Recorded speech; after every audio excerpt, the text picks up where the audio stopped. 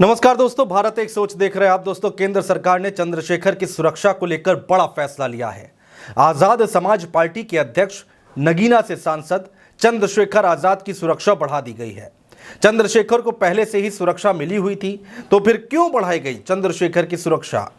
क्या किसी तरह का इनपुट मिला है चंद्रशेखर को लेकर, या फिर कहानी कुछ और है? दोस्तों, पूरी खबर हम आपको बताने और समझाने जा रहे हैं। दरअसल दोस्तों, हरियाणा में विधानसभा चुनाव होना है और इस चुनाव से ठीक पहले चंद्रशेखर ने हरियाणा में गठबंधन कर लिया है। चंद्रशेखर आजाद की आजाद समाज पार्टी और दुष्यंत चौटाला की जननायक जनता पार्टी ने हरियाणा चुनाव के लिए गठबंधन किया है। हरियाणा में चंद्रशेखर और दुष्यंत का गठबंधन जाट और दलित वोटों को साधने के लिए किया गया है, ऐसी बात कही जा रही है। और इसके साथ ही साथ चंद्रशेखर जम्मू कश्मीर में भी चुनाव लड़ने की प्लानिंग कर रहे हैं। जम्मू कश्मीर में भी विधानसभा चुनाव है, वहां पर भी अपनी पार्टी के प्रत्याशी को उतारने की कोशिश कर रहे हैं। यानी चंद्रशेखर अपनी पार्टी का विस्तार कर रहे हैं उत्तर प्रदेश के बाहर। और अब इसी बीच नई खबर निकलकर आ गई है दोस्तों कि चंद्रशेखर की सुरक्षा बढ़ा दी गई है। दरअसल दोस्तों, केंद्रीय गृह मंत्रालय की ओर से भीम आर्मी चीफ और लोकसभा सांसद चंद्रशेखर आजाद की सुरक्षा बढ़ाई गई है। आगामी हरियाणा और जम्मू कश्मीर के विधानसभा चुनावों के मद्देनजर केंद्र सरकार ने यह फैसला लिया है। दोस्तों, सांसद चंद्रशेखर आजाद को अभी तक सिर्फ उत्तर प्रदेश में Y+ श्रेणी की सुरक्षा मिली हुई थी, लेकिन अब उनको यह सुरक्षा कवर उत्तर प्रदेश के बाहर के राज्यों में भी मिलेगी। यानी अब दोस्तों, चंद्रशेखर को यूपी के बाहर हरियाणा और जम्मू कश्मीर में भी सुरक्षा कवर देने का फैसला ले लिया गया है। अभी तक क्या होता था दोस्तों कि चंद्रशेखर को उत्तर प्रदेश में यह सुरक्षा मुहैया कराई गई थी। Y+ कैटेगरी की सुरक्षा उनको मिली हुई है। चंद्रशेखर जिनके ऊपर पहले हमले भी हो चुके हैं और उसके बाद काफी दिन तक लड़ाई लड़ी, चंद्रशेखर ने काफी दिन तक केंद्र सरकार के सामने अपनी मांगों को रखा। सुरक्षा बढ़ाने की बात कही गई, सुरक्षा देने की बात की गई और काफी मशक्कत के बाद 2024 लोकसभा चुनाव से पहले चंद्रशेखर को सुरक्षा दी गई थी।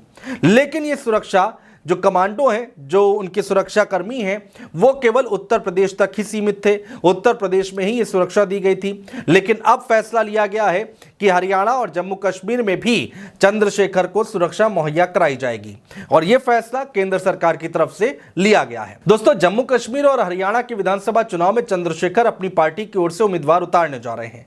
ऐसे में चंद्रशेखर जब यूपी के बाहर चुनावों के दौरान दूसरे राज्यों में जाएंगे तो वहां भी उनके साथ उनके सुरक्षा गार्ड उनके साथ रहेंगे। अब दोस्तों, सवाल ये उठता है कि ये सुरक्षा मिलती कैसे है और देश के किन किन लोगों को ये सुरक्षा मिल सकती है। सुरक्षा कैटेगरी और सुरक्षा कर्मी। खुफिया ब्यूरो की ओर से सुरक्षा संबंधी खतरों को देखते हुए देश के VVIP और अन्य क्षेत्रों के लोगों को दी जाती है। भारत में 4 तरह की सुरक्षा कैटेगरी हैं दोस्तों, जो कि VIP VVIPs को दी जाती हैं, जिसमें X, Y, Z और Z+ सुरक्षा कैटेगरी होती है। और इसमें Z+ कैटेगरी जो है वो सबसे बड़ी सुरक्षा कैटेगरी होती है दोस्तों। इन लोगों की सुरक्षा पर हर साल करोड़ों रुपए खर्च होते हैं। भारत में VVIP VIP राजनेताओं, हाई प्रोफाइल हस्तियों और दिग्गज खिलाड़ियों को यह सुरक्षा पुलिस और स्थानीय सरकार के अलावा national security guard, Indo Tibet border police और सेंट्रल रिजर्व पुलिस फोर्स की ओर से दी जाती है। NSG का इस्तेमाल VVIP और VIP लोगों की सुरक्षा में सबसे ज्यादा किया जाता है। दोस्तों, एक एक कैटेगरी में हम आपको बताते हैं कि आखिर किस कैटेगरी में किस तरह की सुरक्षा मुहैया कराई जाती है। जो 4 कैटेगरी हैं उसमें सबसे पहले X कैटेगरी आती है। X स्तरीय सुरक्षा व्यवस्था में महज 2 सुरक्षा कर्मी शामिल होते हैं। कमांडो इसमें शामिल नहीं होते हैं दोस्तों। ये सुरक्षा दिए जाने की बेसिक प्रोटेक्शन है। इसमें एक PSO यानी कि पर्सनल सिक्योरिटी ऑफिसर भी होता है। दूसरी कैटेगरी है Y स्तरीय सुरक्षा व्यवस्था। Y स्तरीय सुरक्षा व्यवस्था में देश के वो VIP लोग आते हैं जिनको इसके तहत 11 सुरक्षा कर्मी मिले होते हैं और इनमें 1 या 2 कमांडो और 2 PSO भी शामिल होते हैं। तीसरी कैटेगरी Z कैटेगरी सुरक्षा। दोस्तों, Z कैटेगरी स्तर की सुरक्षा में 22 सुरक्षा कर्मी शामिल होते हैं, जिसमें नेशनल सिक्योरिटी गार्ड यानी कि NSG के 4 या 5 कमांडर भी शामिल होते हैं और अतिरिक्त सुरक्षा दिल्ली पुलिस या CRPF की ओर से मुहैया कराई जाती है। सुरक्षा में एक एस्कॉर्ट कार भी शामिल होती है। कमांडो सब मशीन गन और आधुनिक संचार के साधनों से लैस रहते हैं। इसके अलावा इन्हें मार्शल आर्ट से प्रशिक्षित किया जाता है। इनके पास बगैर हथियार के लड़ने का भी अनुभव होता है। और सबसे आखिर में Z+ स्तरीय सुरक्षा व्यवस्था, जी हाँ, चौथी कैटेगरी।